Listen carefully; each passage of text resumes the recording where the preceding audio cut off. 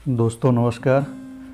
महात्मा गांधी की आत्मकथा के भाग 4 में आज 4 अध्यायों का पाठ किया जाएगा। एक होगा मेरी पसंद, दूसरा होगा सभ्य अंग्रेजी पोशाक में, तीसरा है फेरफार और चौथा है लज्जाशीलता मेरी ढाल। इसके पहले भाग 3 में 4 अध्याय का पाठ हुआ था और महात्मा गांधी विलायत पढ़ने के लिए पहुंच गए थे। उसके आगे की कहानी कुछ इस तरह है। मेरी पसंद। डॉक्टर मेहता सोमवार को मुझसे मिलने विक्टोरिया होटल पहुंचे। वहां उन्हें हमारा नया पता मिला, इससे वह नई जगह आकर मिले। मेरी मूर्खता के कारण जहाज़ में मुझे दाद हो गई थी। जहाज़ में खारे पानी से नहाना होता था, उसमें साबुन घुलता ना था, लेकिन मैंने तो साबुन का उपयोग करने में सभ्यता समझी। इससे शरीर साफ होने के बदले चीकट हो गया, उससे दाद हो गई। डॉक्टर को दिखाया, उन्होंने मुझे जलाने वाली दवा एसेटिक एसिड दी। इस दवा ने मुझे रुलाया था। डॉक्टर मेहता ने हमारे कमरे वगैरह देखे और सिर हिलाया। यह जगह काम की नहीं। इस देश में आकर पढ़ने की अपेक्षा यहाँ के जीवन और रीति रिवाज का अनुभव प्राप्त करना ही अधिक महत्वपूर्ण है। इसके लिए किसी परिवार में रहना जरूरी है, पर अभी तो मैंने सोचा है कि तुम्हें कुछ तालीम मिल सके, इसके लिए मित्र के घर रहो। मैं वहीं तुम्हें ले जाऊंगा। मैंने आभारपूर्वक उनका सुझाव मान लिया। मैं मित्र के घर पहुंचा। उनके स्वागत सत्कार में कोई कमी नहीं थी। उन्होंने मुझे अपने सगे भाई की तरह रखा, अंग्रेजी रीति रिवाज सिखाए। यह कह सकता हूँ कि अंग्रेजी में थोड़ी बातचीत करने की आदत उन्हीं ने डलवाई। मेरे भोजन का प्रश्न बहुत विकट हो गया। बिना नमक और मसालों वाली साग सब्जी रुचती नहीं थी। घर की मालकिन मेरे लिए कुछ बनावे तो क्या बनावे। सवेरे तो ओटमील की लपसी बनती। ओटमील मतलब जई का आटा, उससे पेट कुछ भर जाता, पर दोपहर और शाम को मैं हमेशा भूखा रहता। मित्र मुझे रोज मांस खाने के लिए समझाते। मैं प्रतिज्ञा की आड़ लेकर चुप हो जाता। उनकी दलीलों का जवाब देना मेरे बस का ना था। दोपहर को सिर्फ रोटी, पत्तों वाली एक भाजी और मुरब्बे पर गुजर करता था। यही खुराक शाम के लिए भी थी। मैं देखता कि रोटी के 2-3 टुकड़े ही लेने की रीत है। इससे अधिक मांगते शर्म लगती थी। मुझे डट कर खाने की आदत थी। भूख तेज थी और खूब खुराक चाहती थी। दोपहर या शाम को दूध नहीं मिलता था। मेरी यह हालत देखकर एक दिन मित्र चिढ़ गए और बोले, अगर तुम मेरे सगे भाई होते तो मैं तुम्हें निश्चय ही वापस भेज देता। यहाँ की हालत जाने बिना निरक्षर माता के सामने की गई प्रतिज्ञा का मूल्य ही क्या। वह तो प्रतिज्ञा ही नहीं कही जा सकती। मैं तुमसे कहता हूँ कि कानून इसे प्रतिज्ञा नहीं मानेगा। ऐसी प्रतिज्ञा से चिपटे रहना तो निरा अंधविश्वास कहा जाएगा, और ऐसे अंधविश्वास में फंसे रहकर तुम इस देश से अपने देश में कुछ भी ना ले जा सकोगे। तुम कहते हो कि तुमने मांस खाया है, तुम्हें वह अच्छा भी लगा है। जहाँ खाने की ज़रूरत नहीं थी वहाँ खाया, और जहाँ खाने की खास ज़रूरत है वहाँ छोड़ा। यह कैसा आश्चर्य है। मैं टस से मस नहीं हुआ। एक दिन मित्र ने मेरे सामने बेंथम का ग्रंथ पढ़ना शुरू किया। उपयोगवादिता वाला अध्याय पढ़ा। मैं घबराया। भाषा ऊंची थी, मैं मुश्किल से समझ पाता। उन्होंने उसका विवेचन किया। मैंने उत्तर दिया, मैं आपसे माफ़ी चाहता हूँ, मैं ऐसी सूक्ष्म बातें समझ नहीं पाता। मैं स्वीकार करता हूँ कि मांस खाना चाहिए, पर मैं अपनी प्रतिज्ञा का बंधन तोड़ नहीं सकता। उसके लिए मैं कोई दलील नहीं दे सकता। मुझे विश्वास है कि दलील में मैं आपको कभी जीत नहीं सकता, पर मूर्ख समझकर अथवा हठी समझकर इस मामले में मुझे छोड़ दीजिए। मैं आपके प्रेम को समझता हूँ, आपका आशय समझता हूँ, आपको मैं अपना परम हितैषी मानता हूँ। मैं यह भी देख रहा हूँ कि आपको दुख होता है, इसी से आप इतना आग्रह करते हैं। मैं लाचार हूँ, मेरी प्रतिज्ञा नहीं टूट सकती। मित्र देखते रहे। उन्होंने पुस्तक बंद कर दी। बस अब मैं बहस नहीं करूँगा कहकर वह चुप हो गए। मैं खुश हुआ। इसके बाद उन्होंने बहस करना छोड़ दिया, पर मेरे बारे में उनकी चिंता दूर न हुई। वह बीड़ी पीते थे, शराब पीते थे, लेकिन मुझसे कभी नहीं कहा कि इनमें से एक का भी मैं सेवन करूं, उल्टे वह मना ही करते रहे। उन्हें चिंता यह थी कि मांसाहार के अभाव में मैं कमज़ोर हो जाऊंगा और इंग्लैंड में निश्चिंततापूर्वक रह ना सकूंगा। इस तरह 1 महीने तक मैंने नौसिखिए के रूप में उम्मीदवारी की। मित्र का घर रिचमंड में था, इसलिए मैं हफ्ते में 1 या 2 बार ही लंदन जा पाता था। डॉक्टर मेहता और भाई दलपत राम शुक्ल ने सोचा कि अब मुझे किसी कुटुंब में रहना चाहिए। भाई शुक्ल ने वेस्ट किंगस्टन में एक एंग्लो इंडियन का घर खोज निकाला और मुझे वहाँ रखा। घर की मालकिन एक विधवा थी, उससे मैंने मांस त्याग की बात कही। बुढ़िया ने मेरी सार संभाल की जिम्मेदारी ली। मैं वहाँ रहने लगा। वहाँ भी मुझे रोज़ भूखा रहना पड़ता था। मैंने घर से मिठाई वगैरह खाने की चीज़ें मंगाई थी, पर वह अभी आई नहीं थी। सब कुछ फीका लगता था। बुढ़िया हमेशा पूछती, पर वह करे क्या? इस पर मैं अपनी अभी तक शर्माता था। बुढ़िया के 2 लड़कियां थीं। वह आग्रह करके थोड़ी अधिक रोटी देती, पर वह बेचारी क्या जाने कि उनकी समूची रोटी खाने पर भी मेरा पेट भर सकता था। लेकिन अब मैं होशियारी पकड़ने लगा था। पढ़ाई अभी शुरू नहीं हुई थी। मुश्किल से समाचार पत्र पढ़ने लगा था। यह भाई शुक्ल का प्रताप था। हिंदुस्तान में मैंने समाचार पत्र कभी पढ़े नहीं थे, पर बराबर पढ़ते रहने के अभ्यास से उन्हें पढ़ने का शौक मैं पैदा कर सका था। डेली न्यूज़, डेली टेलीग्राफ और पेलमेल गजेट, इन पत्रों को सरसरी निगाह से देख जाता था। पर शुरू में तो इसमें मुश्किल से 1 घंटा खर्च होता होगा। मैंने घूमना शुरू किया। मुझे निरामिष अर्थात अन्नाहार देने वाले भोजन गृह की खोज करनी थी। घर की मालकिन ने भी कहा था कि खास लंदन में ऐसे गृह मौजूद हैं। मैं रोज़ 10-12 मील चलता था। किसी मामूली से भोजन गृह में जाकर पेट भर रोटी खा लेता था, पर उससे संतोष न होता था। इस तरह भटकता हुआ एक दिन मैं फरिंगटन स्ट्रीट पहुंचा और वहां वेजिटेरियन रेस्टोरां, अन्नाहारी भोजनालय का नाम पढ़ा। मुझे वह आनंद हुआ जो बालक को मनचाही चीज़ मिलने से होता है। हर्ष विभोर होकर अंदर घुसने से पहले मैंने दरवाजे के पास की शीशे वाली खिड़की में बिक्री की पुस्तकें देखीं। उनमें मुझे साल्ट की अन्नाहार की हिमायत नामक पुस्तक दिखी। 1 सीलिंग में मैंने वह खरीद ली। फिर भोजन करने बैठा। विलायत आने के बाद यहाँ पहली बार भरपेट भोजन मिला। ईश्वर ने मेरी भूख मिटाई। साल्ट की पुस्तक पढ़ी, मुझ पर अच्छी छाप पड़ी। इस पुस्तक को पढ़ने के दिन से मैं स्वेच्छापूर्वक अर्थात विचारपूर्वक अन्नाहार में विश्वास करने लगा। माता के निकट की गई प्रतिज्ञा मुझे विशेष आनंद देने लगी, और जिस तरह अब तक मैं यह मानता था कि सब मांसाहारी बने तो अच्छा हो, और पहले केवल सत्य की रक्षा के लिए तथा बाद में प्रतिज्ञा पालन के लिए ही मैं मांस त्याग करता था, और भविष्य में किसी दिन स्वयं आज़ादी से प्रकट रूप में मांस खाकर दूसरों को खाने वालों के दल में सम्मिलित करने की उमंग रखता था, उसी तरह अब स्वयं अन्नाहारी रहकर दूसरों को वैसा बनाने का लोभ मुझ में जागा। सभ्य अंग्रेजी पोशाक में अन्नाहार पर मेरी श्रद्धा दिन पर दिन बढ़ती गई। इस बीच मेरे उन मित्र को तो मेरी चिंता बनी ही रही। उन्होंने प्रेम बस यह माना कि अगर मैं मांस नहीं खाऊंगा तो कमज़ोर हो जाऊंगा। यही नहीं बल्कि मैं बेवकूफ़ बना रहूंगा, क्योंकि अंग्रेज़ों के समाज में घुल मिल ही ना सकूंगा। वह जानते थे कि मैं अन्नाहार विषयक पुस्तकें पढ़ता रहता हूं। उन्हें डर लगा कि इन पुस्तकों के पढ़ने से मैं भ्रमित चित्त बन जाऊंगा, प्रयोगों में मेरा जीवन व्यर्थ चला जाएगा, मुझे जो करना है उसे मैं भूल जाऊंगा और पोथी पंडित बन जाऊंगा। इस विचार से उन्होंने मुझे सुधारने का एक आखिरी प्रयत्न किया। उन्होंने मुझे नाटक दिखाने के लिए न्योता दिया। वहां जाने से पहले मुझे उनके साथ हार्मन भोजन गृह में भोजन करना था। मेरी दृष्टि में यह गृह एक महल था। विक्टोरिया होटल छोड़ने के बाद ऐसे गृह में जाने का मेरा यह पहला अनुभव था। विक्टोरिया होटल का अनुभव तो निकम्मा था, क्योंकि ऐसा मानना होगा कि वहाँ मैं बेहोशी की हालत में था। सैकड़ों के बीच हम 2 मित्र एक मेज के सामने बैठे। मित्र ने पहली प्लेट मंगाई, वह सूप की थी। मैं परेशान हुआ, मित्र से पूछा क्या? मैंने तो परोसने वाले को अपने पास बुलाया। मित्र समझ गए, चिढ़कर मुझसे पूछा क्या है? मैंने धीरे से संकोच पूर्वक कहा, मैं जानना चाहता हूँ कि इसमें मांस है या नहीं।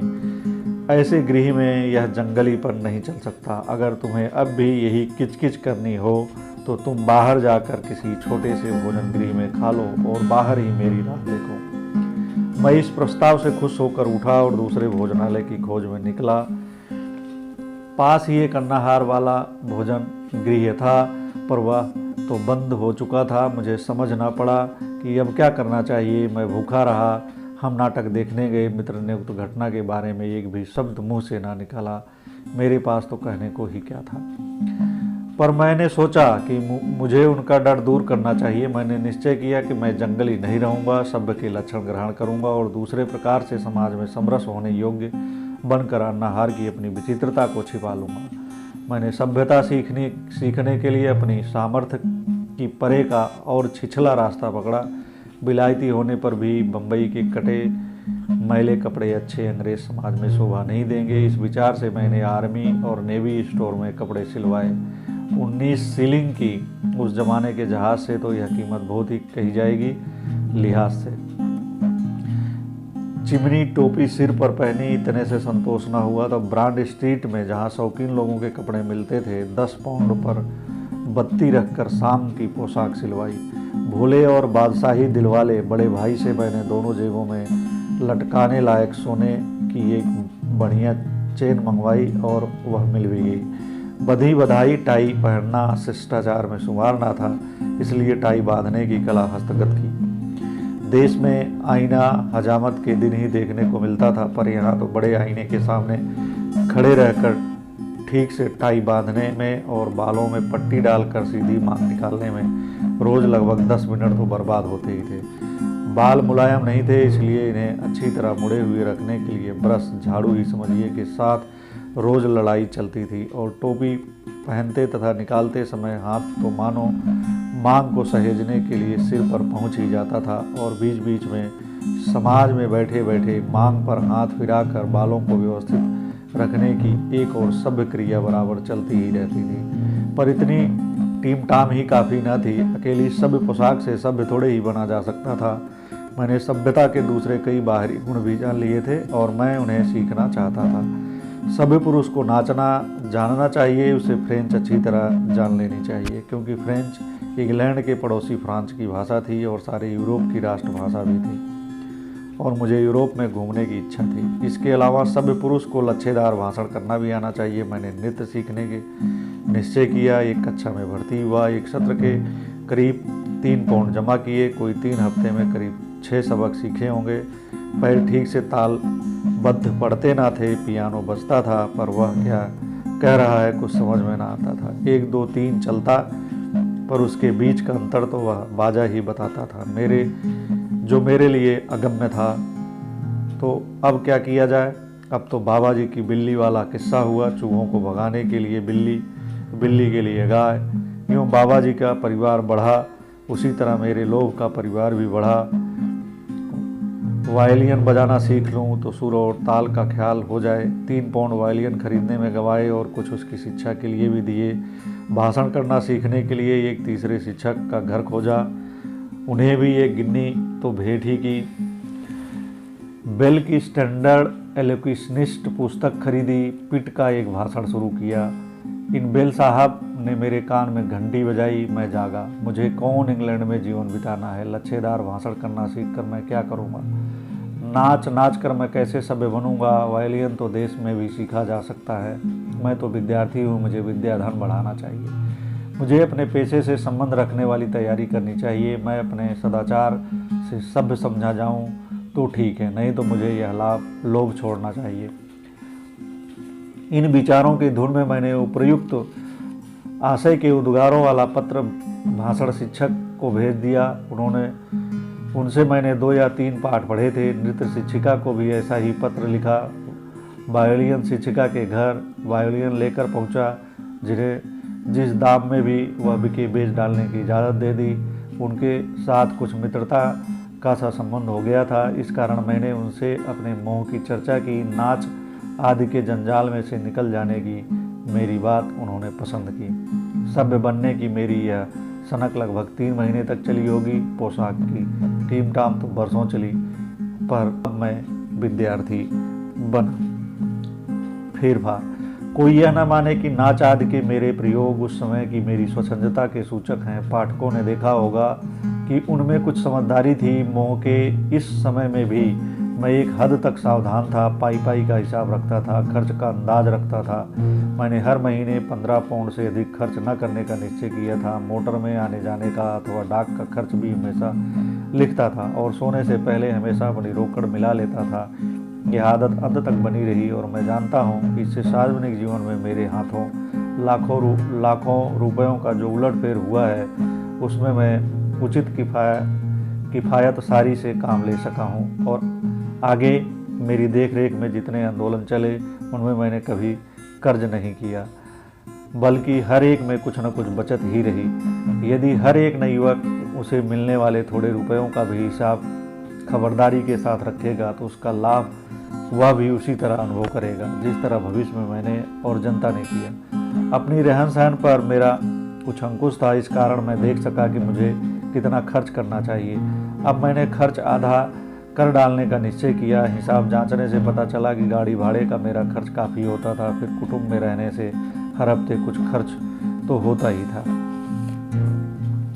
अब मैं कुटुंबों में रहता था, उसके बदले अपना ही कमरा लेकर रहने का मैंने निश्चय किया और यह भी तय किया कि काम के अनुसार और अनुभव प्राप्त करने के लिए अलग अलग मोहल्लों में घर बदलता रहूँगा। घर मैंने ऐसी जगह पसंद किए कि जहाँ से काम की जगह पर आधे घंटे में पैदल पहुँचा जा सके और गाड़ी भाड़ा बचे। इससे पहले जहाँ जाना होता वहाँ का गाड़ी भाड़ा हमेशा चुकाना पड़ता और घूमने के लिए अलग से समय निकालना पड़ता था। अब काम पर जाते हुए घूमने की व्यवस्था जम गई और इस व्यवस्था के कारण मैं रोज़ 8-10 मील तक आसानी से घूम लेता था। खासकर एक आदत के कारण मैं विलायत में शायद ही कभी बीमार पड़ा होऊंगा। मेरा शरीर काफ़ी कस गया। कुटुंब में रहना छोड़कर मैंने 2 कमरे किराए पर लिए, एक सोने के लिए और दूसरा बैठक के रूप में। यह फेरफार की दूसरी मंजिल कही जा सकती है। तीसरा फेरफार अभी होना शेष था। इस तरह आधा खर्च बचा, लेकिन समय का क्या हो। मैं जानता था कि बैरिस्ट्री की परीक्षा के लिए बहुत पढ़ना जरूरी नहीं है, इसलिए मुझे बेफिक्री थी, पर मेरी कच्ची अंग्रेजी मुझे दुख देती थी। लेली साहब के शब्द तुम बीए हो जाओ फिर आना मुझे चुभते थे। मैंने सोचा मुझे बैरिस्टर बनने के अलावा कुछ और भी पढ़ना चाहिए। ऑक्सफोर्ड कैम्ब्रिज की पढ़ाई का पता लगाया, कई मित्रों से मिला। मैंने देखा कि वहाँ जाने से खर्च बहुत बढ़ जाएगा और पढ़ाई लंबी चलेगी। मैं 3 साल से अधिक रह नहीं सकता। किसी मित्र ने कहा अगर तुम्हें कोई कठिन परीक्षा ही देनी हो तो तुम लंदन की मैट्रिकुलेशन पास कर लो, उसमें मेहनत काफ़ी करनी पड़ेगी और साधारण ज्ञान बढ़ेगा, खर्च बिल्कुल नहीं बढ़ेगा। मुझे यह सुझाव अच्छा लगा। यह परीक्षा के विषय देखकर मैं चौंका। लैटिन और दूसरी भाषा अनिवार्य थी।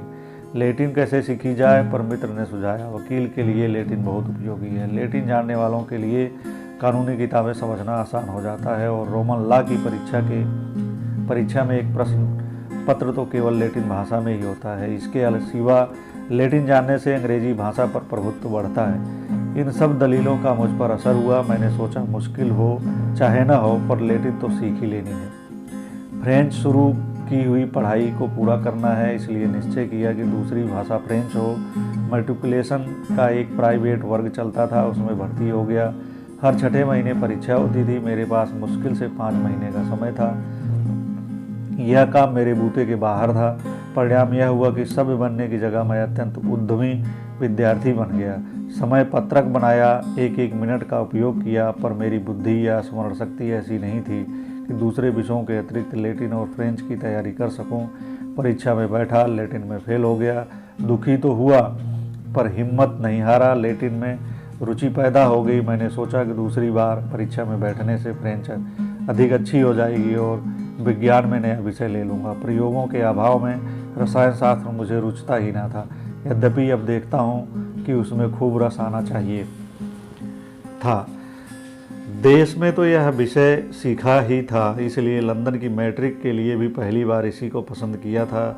इस बार प्रकाश और उष्णता, लाइट और हीट का विषय लिया।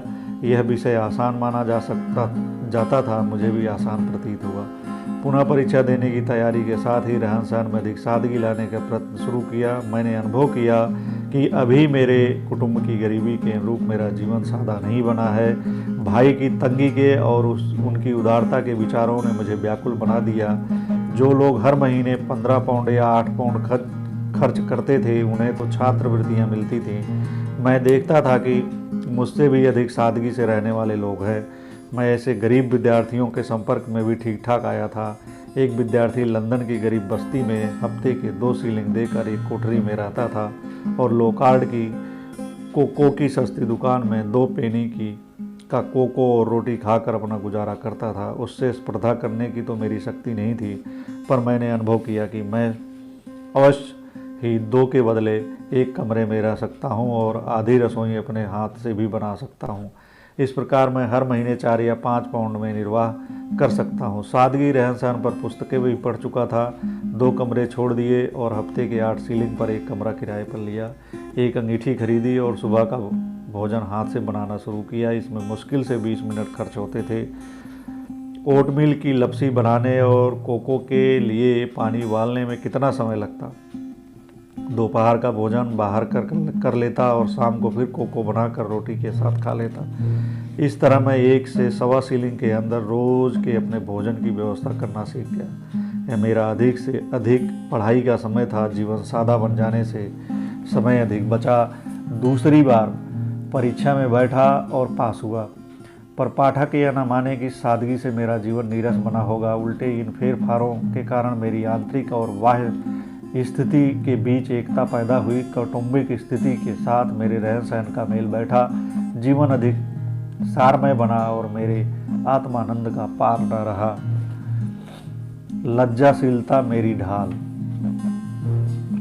अन्ना हरी मंडल की कार्यकारिणी में मुझे चुन तो लिया गया था और उसमें मैं हर बार हाजिर भी रहता था, पर बोलने के लिए जीभ खुलती ही ना थी। डॉक्टर ओल्डफील्ड मुझसे कहते, मेरे साथ तो तुम काफ़ी बात कर लेते हो, पर समिति की बैठक में कभी जीभ भी नहीं खोलते। तुम्हें नर मक्खी की उपमा दी जानी चाहिए। मैं इस विनोद को समझ गया। मक्खियाँ निरंतर उद्यमी रहती हैं, पर नर मक्खी बराबर खाती पीती रहती है और काम बिल्कुल नहीं करती। यह बड़ी अजीब बात थी कि जब दूसरे सब समिति में अपनी अपनी सम्मति प्रकट करते, तब मैं गूंगा बनकर वही बैठा रहता। मुझे बोलने की इच्छा ना होती सो बात नहीं बोलता, पर क्या बोलता। मुझे सब सदस्य अपने से अधिक जानकार मालूम होते थे। फिर किसी विषय में बोलने की ज़रूरत मालूम होती और मैं कुछ कहने की हिम्मत करने जाता, इतने में दूसरा विषय छिड़ जाता।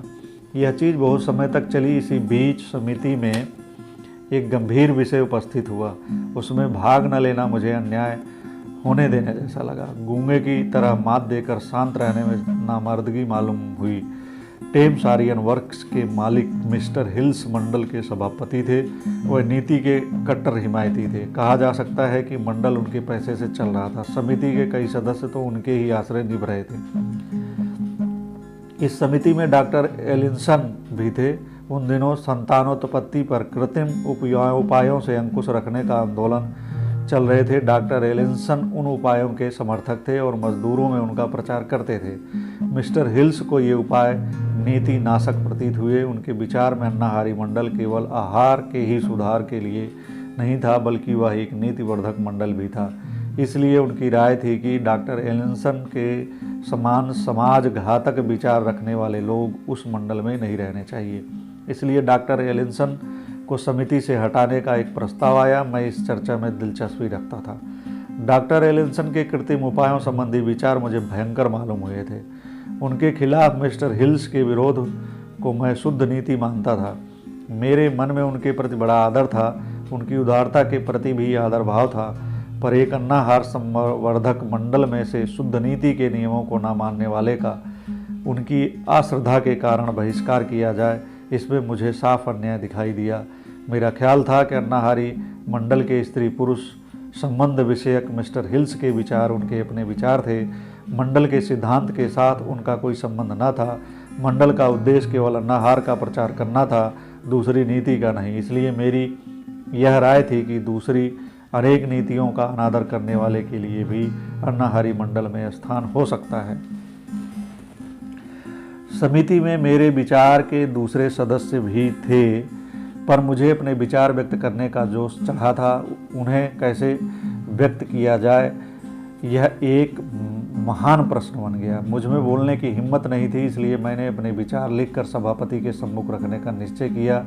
मैं अपना लेख ले गया। जैसा कि मुझे याद है, मैं उसे पढ़ जाने की हिम्मत भी ना कर सका। सभापति जी ने उसे दूसरे सदस्य से पढ़वाया। डॉक्टर एलिसन का पक्ष हार गया। अतएव इस प्रकार के अपने इस पहले युद्ध में मैं पराजित पक्ष में रहा, पर चूंकि मैं उस पक्ष को सच्चा मानता था, इसलिए मुझे संपूर्ण संतोष रहा। मेरा कुछ ऐसा ख्याल है कि उसके बाद मैंने समिति से इस्तीफा दे दिया था। मेरी लज्जाशीलता विलायत में अंत तक बनी रही। किसी से मिलने पर भी जहाँ 5-7 मनुष्यों की मंडली इकट्ठा होती, वहाँ मैं गूंगा बन जाता था। विलायत में सार्वजनिक रूप से बोलने का अंतिम प्रयत्न मुझे विलायत छोड़ते समय करना पड़ा था। विलायत छोड़ने से पहले मैंने अन्नाहारी मित्रों को हार्बन भोजन गृह में भोज के लिए निमंत्रित किया था। मैंने सोचा कि अन्नाहारी भोजन गृहों में तो अन्नाहार मिलता ही है, पर जिस भोजन गृह में मांसाहार बनता हो वहाँ अन्नाहार का प्रवेश हो तो अच्छा। यह विचार करके मैंने इस गृह के व्यवस्थापक के साथ विशेष प्रबंध करके वहाँ भोज दिया। यह नया प्रयोग अन्नाहारियों में प्रसिद्धि पा गया, पर मेरी तो फजीयत ही हुई। भोज मात्र भोग के लिए ही होते हैं, पर पश्चिम में इनका विकास एक कला के रूप में किया गया। भोज के समय विशेष सजावट और विशेष आडंबर की व्यवस्था रहती है। बाजे बजते हैं, भाषण किए जाते हैं। इस छोटे से भोज में भी यह सारा आडंबर था ही। मेरे भाषण का समय आया। मैं खड़ा हुआ, खूब सोचकर बोलने की तैयारी की थी। मैंने कुछ ही वाक्यों की रचना की थी, पर पहले वाक्य से आगे न बढ़ सका। लोकसभा हाउस ऑफ कॉमन्स के उसके पहले भाषण के बारे में यह कहा जाता है, उसमें मेरी धारणा है, मेरी धारणा, मेरी धारणा है, यूँ 3 बार कहा, पर बाद में वह आगे न बढ़ सका। जिस अंग्रेजी शब्द का अर्थ धारणा है, उसका अर्थ है गर्भ धारण करना भी है। इसलिए जब एडिशन आगे न बढ़ सका तो लोकसभा का एक मस्खरा सदस्य कह बैठा कि इस सज्जन ने 3 बार गर्भ धारण किया, पर यह कुछ पैदा तो कर ही न सके। मैंने यह कहानी सोच रखी थी कि एक छोटा सा विनोदपूर्ण भाषण करने का मेरा इरादा था, इसलिए मैंने अपने भाषण का आरंभ इस कहानी से किया, पर गाड़ी वहीं अटक गई। सोचा हुआ सब भूल गया और विनोदपूर्ण तथा गूढ़ार्थ भाषण करने की कोशिश में मैं स्वयं विनोद का पात्र बन गया। अंत में, सज्जनों, आपने मेरा निमंत्रण स्वीकार किया, इसके लिए मैं आपका आभार मानता हूँ। इतना कहकर मुझे बैठ जाना पड़ा। मैं कह सकता हूँ कि मेरा यह शर्मीला स्वभाव दक्षिण अफ्रीका पहुँचने पर ही दूर हुआ। बिल्कुल दूर हो गया ऐसा तो आज भी नहीं कहा जा सकता। नए समाज के सामने बोलते हुए मैं सब चाहता हूँ, बोलने से बचा जा सके तो जरूर बच जाता हूँ। और यह स्थिति तो आज भी नहीं है कि मित्र मंडली के बीच बैठा होने पर कोई खास बात कर ही सकूं अथवा बात करने की इच्छा होती हो। अपने इस शर्मीले स्वभाव के कारण मेरी फजीयत तो हुई, पर मेरा कोई नुकसान नहीं हुआ, बल्कि अब तो मैं देख सकता हूँ कि मुझे फ़ायदा ही हुआ। पहले बोलने का यह संकोच मेरे लिए दुखकर था, अब यह सुखकर हो गया। एक बड़ा फ़ायदा तो यह हुआ कि मैं शब्दों को मितव्यय करना सीखा। मुझे अपने विचारों पर काबू करने की आदत सहज ही पड़ गई। मैं अपने आप को यह प्रमाण पत्र दे सकता हूँ कि मेरी ज़बान या कलम से बिना सोचे विचारे या बिना तौले शायद ही कोई शब्द कभी निकलता है। याद नहीं पड़ता कि अपने भाषण या लेखों के किसी अंश के लिए मुझे कभी शर्माना या पछताना पड़ा हो। मैं अनेक संकटों से बच गया हूँ और मुझे अपना बहुत सा समय बचा लेने का लाभ मिला है। अनुभव ने मुझे यह भी सिखाया है कि सत्य के प्रत्येक पुजारी के लिए मौन का सेवन इष्ट है। सत्य के प्रत्येक पुजारी के लिए मौन का सेवन इष्ट है। मनुष्य जाने अनजाने भी प्रायः अतिशयोक्ति करता है, अथवा जो कहने योग्य है उसे छिपाता है या दूसरे ढंग से कहता है। ऐसे संकटों से बचने के लिए भी मितभाषी होना आवश्यक है। कम बोलने वाला बिना विचारे नहीं बोलेगा, यह अपने प्रत्येक शब्द को तौलेगा। धन्यवाद मित्रों, मिलते हैं अगले वीडियो में। उम्मीद करता हूँ कि ये वीडियो आपको पसंद आ रहे होंगे और आप इसे अपने मित्रों को शेयर कर रहे होंगे, और चैनल को सब्सक्राइब नहीं किए हैं तो अभी कर लीजिए, ज़रूर कर लीजिए। बेल आइकन भी दबा दीजिए।